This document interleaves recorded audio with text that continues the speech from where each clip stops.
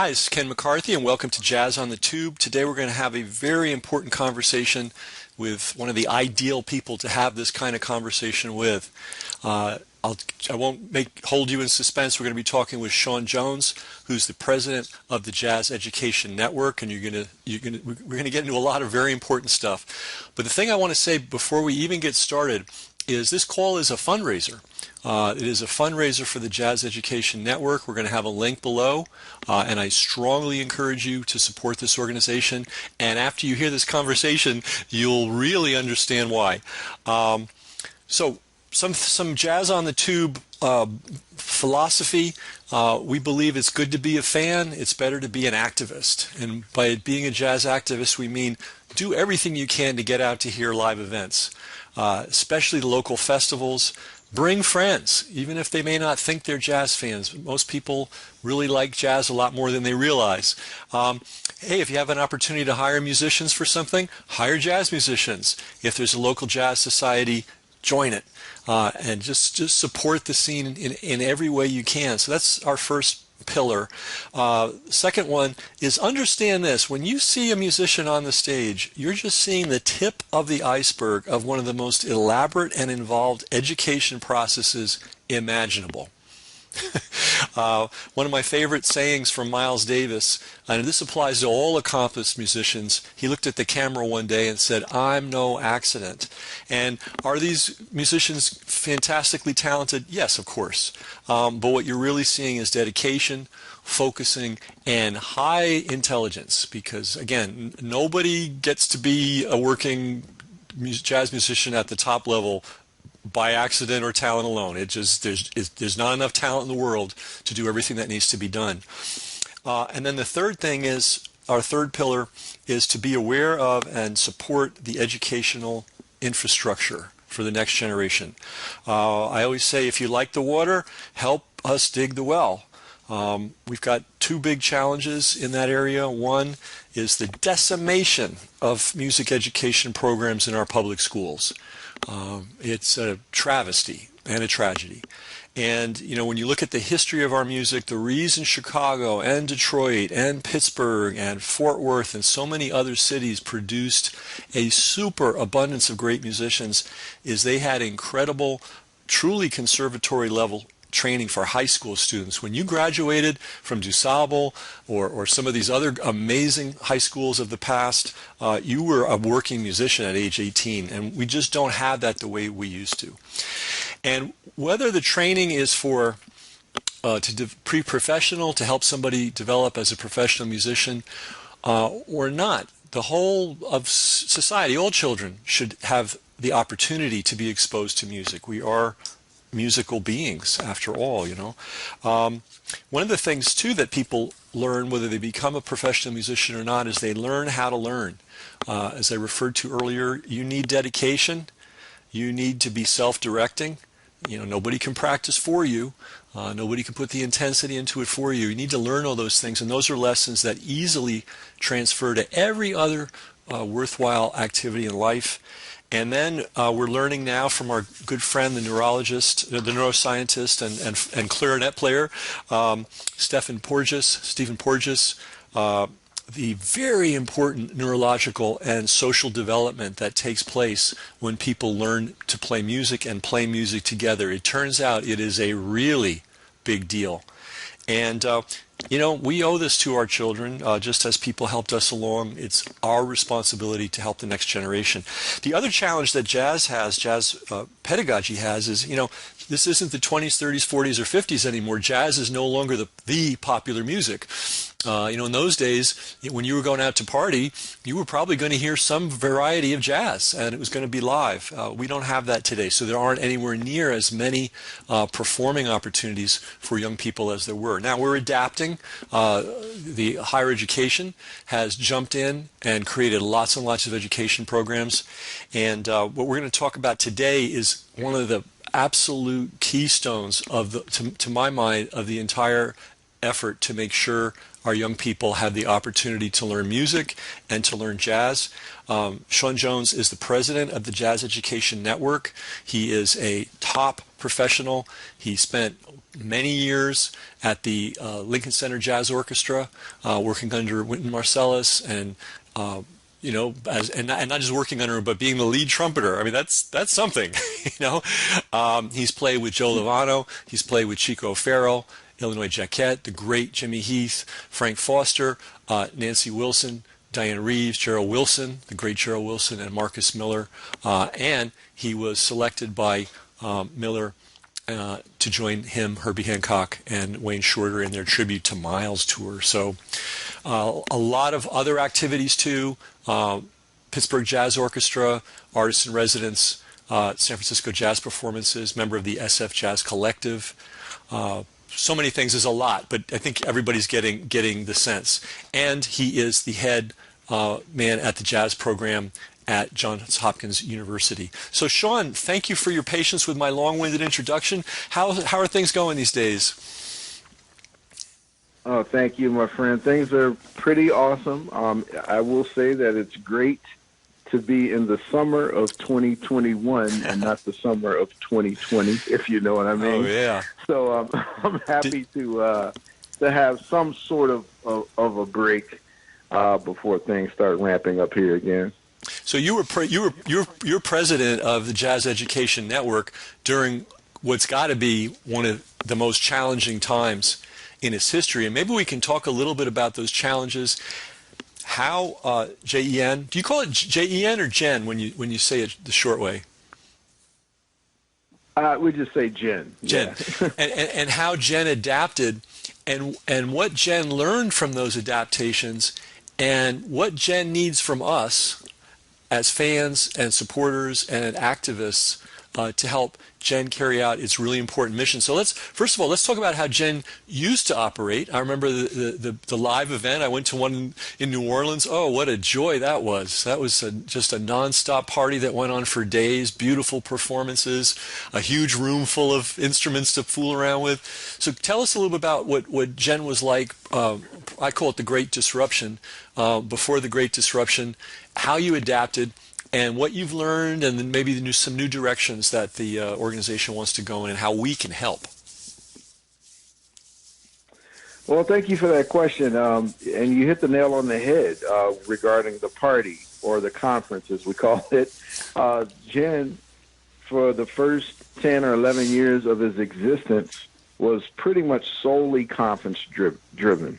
Mm-hmm. Our constituency, which is about 4,000 members, which has grown over the 10 years, largely joined the organization to be a part of that conference. And you're right, it's a big party, a who's who of jazz artists and educators, as well as folks that are just around the industry in many facets, all convene in places like New Orleans, Dallas, Atlanta, various places like that in January, to get together and discuss the climate in jazz education, talk about who's performing, and pretty much just network. It was largely a one time a year event, and there are a few member benefits that were there, like charts and certain databases and things like that. Well, once we realized that we weren't going to be able to meet in person in 2021, in January of this year, we started to think about the organization and its solvency beyond just a conference. And so we pivoted to offering events throughout the year that are free to our membership. Those range from guest artists, clinics, to varying presentations by arts organizations that produce a lot of different sides of the music, from composition, arranging, to technology, things like that. And we do that pretty much like once a month. We have events going on, and we are also pivoting to offer summer courses. You can go on jazzednet.org to check out what's going on here with our summer workshops that are coming up here. And we also basically went from being solely revenue-based in terms of the revenue being from our membership to thinking about more donations and folks that can, in essence, give however they feel that they would like to give to the organization, because we do feel that we're offering a valuable service, not only to our members, but to the broader jazz community. And so, in a nutshell, that's how we've pivoted, and we're looking forward to the events coming this summer and throughout the year, and of course, our annual conference, which will be in person in Dallas, and the theme is Renaissance, and you don't want to miss that. It's going to be a heck of a party.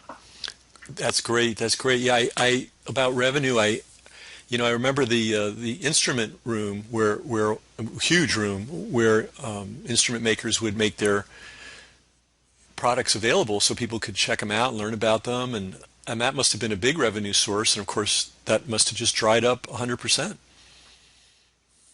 It completely dried up. We actually lost several, I mean, I'm not sure exactly what the figure is, but several thousands of dollars, as many arts organizations lost, because, those folks, they pay to present. They pay for the booth, and they come and set up, and they're able to sell instruments and products on the spot there at the conference, and we didn't have any of that.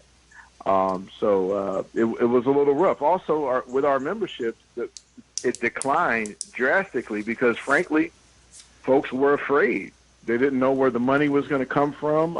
Schools were afraid. A lot of funding got pulled out. And so we got hit pretty hard financially, but thankfully, with a couple of small PPP loans and things like that, we were able to stay afloat. And we're rebounding, and we're looking forward to the conference coming up here, and also our summer events.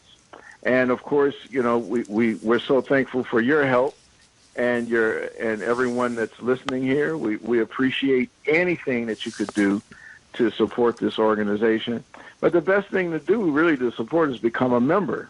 Become a member, take advantage of the member benefits, and take advantage of the conference. Again, this coming January in Dallas is going to be a heck of a party. I mean, we're just excited, and we're going through the folks that want to present now and selecting, and I've never seen this level of musicianship ever at any of the conferences. Oh, wow. I'm really excited. And, wow. We appreciate the support, but yeah, be a member. If you're not a member, hop right in. It's a beautiful boat to be on. Amen to that. It really is true. Now, obviously, if somebody's a music educator or especially a jazz educator, being a member is just a no-brainer. I mean, this is just a no-brainer. But I want to make the pitch to fans who may want to consider becoming members too. One, to support the organization, because this is a very important organization for the future of our music and the present. We have a lot of young people that want to learn to play music, and who's going to teach them? Right. And who's going to support the teachers? And that's what this organization does. I mean, it does a lot of different things, but I think one of its primary missions is to support the people who are teaching the music to the next generation. So if you want to make an investment in the future of jazz, and you want to be a savvy investor, I really can't think of a more focused investment that you can make than to support this group. So even if you're not an educator, or maybe you're not even a musician, but you're a fan, or you're what I suggest you become, an activist, being a member of this group, we'll call it a lay member, is a really good idea. And Sean and I are trying to express how wonderful these annual conferences are. And you don't need to be a jazz educator to attend. You don't need to be a musician to attend. But you could get a lot out of it. I don't think we really mentioned fully how many performances take place at the annual conference. It's all day and all night. Yeah. Yeah, literally all day and all night. Who's who of the music. We had Ambrose Akamuziri last year. We had Christian McBride last year. We had Arturo Farrell and his ensemble. We had, we had the Diva Orchestra headed by Sherry Miracle. the list goes on and on. I don't want to start naming names, leave somebody out. Right, right. But it's also a good way to see. Yeah, it's also a good way to see who's coming along the next few years. A lot of young performers get their feet wet at those conferences. In fact, a lot of people don't know this, but this was years ago. There was no GEN conference, the Jazz Education Network, but there was something that came before it, which was called the IAJE, International Association of Jazz Educators. And at the time, I was a freshman in college. And guess what? That was my first experience with a crowd that large. I got my Yamaha endorsement then. Wow. My Yamaha endorsement. I was introduced to people like John Faddis, and the rest is history. So you could, in essence, at the conference, see history being made right in the moment with some of these young musicians. And it's if you've ever been to a jazz festival, think of it that way. It's in essence a gigantic jazz festival that pretty much doesn't end. For real. 4 days. For real. So it's really awesome. Yeah, for real. Yeah, and I don't want to take anything away from any. The other thing that's cool about it. Go ahead, yeah. Oh, go ahead. I'm sorry. No, I don't want to take anything away from any jazz festival, but if you want to go to a place where the music is jazz and not jazz and 10 other different kinds of music, nothing wrong with that. But if you want jazz and days of jazz and mornings of jazz and afternoons of jazz and evenings of jazz, this is actually one of the best festivals you could ever go to. I'm just going to say that. That is true. It is highly how should I say this? There are a lot of different styles covered in it, but the staples of what makes jazz, such as improvisation, high levels of instrumentations, high levels of performance curated a certain way, that's front and center there. And the ensembles range from big band to quartet to trio to everything. You see it all. There's vocalists. It's really a whirlwind of a few days, and you should really check it out. But also, a lot of the events that we have, and you could check us out again at jazzednet.org. That's jazzednet.org. You could check out what's happening during the year. We have many conversations about jazz and gender justice, about jazz and politics, about jazz just in American society, historical events, a lot of things that are going on. So, and also a lot of artists come on for us, and they just do a Q&A session for us. So you want to check out jazzednet.org and get a taste of what's there. Great, jazzednet.org. And we're talking with Sean Jones, president of the Jazz Education Network. There's another benefit to attending the annual conference, which is a lot of high school kids attend, and you get to see young people who are in love with the music, that are working hard at it, and it will really gladden your heart to see that. It does mine. I don't know how other people will feel, but when I see that, nothing makes me happier. And you see that in abundance at the annual convention. So this is just another reason, even if you're not a jazz educator or a jazz professional, you're not in the business, you're welcome at this event, and you'll have a great time. So I want to talk a little bit. Yes, beyond a great time. Yeah. I mean, it's kind of, it's one of these, if you know about it, you know about it, and you know how great it is. But if you don't know, someone's got to tell you, and then now you know. So, especially if you're anywhere near Dallas. I mean, if you're in Dallas or anywhere in Texas, or you can get on a plane and get there when this event occurs. Again, it'll be one of the best jazz festivals you've ever been to, and it's different because again you're going to see a lot of young people there performing. It's just exciting to see that. So let's talk practical now. This organization, like so many, has taken a huge hit. It has adapted. It is continuing to adapt, but it needs our help. And what are who are we talking about helping? We're really talking about helping the next generation of musicians and all the many professionals who are dedicating their lives to bringing up the next generation. If we want jazz to thrive, if we want to have it in the future, if we want to see it continue, we got to help dig the well. We can't just sit back in the shade and drink the water. We have to help. And so what Jazz on the Tube is doing is we're putting up a $2,500 matching grant. All right. So what that means, and we're going to put a link below, so that when you click on it and you give some money, any dollar you give is doubled. So if you give $1, it's like giving 2. If you give 20, it's like giving 40. If you give 100, it's like giving 200. If you give 500, it's going to have the impact of giving 1,000. And again, going back to this idea of investment, one of the things that we faced as Jazz on the Tube is when this thing first started, was like, oh my, how do we help? So initially we were giving small grants. We thought this was only going to last a few weeks. So we were giving small $100 grants to any musician that was streaming. Well, we surely quickly ran out of the ability to do that. So then we started focusing on venues and institutions that support multiple musicians. And then, sometimes we're slow learners. It dawned on us, hey, if we really want to have the biggest impact, we should focus on education. So that's why we've selected the Jazz Education Network for this unique arrangement, this doubling, this matching grant of anything that you give.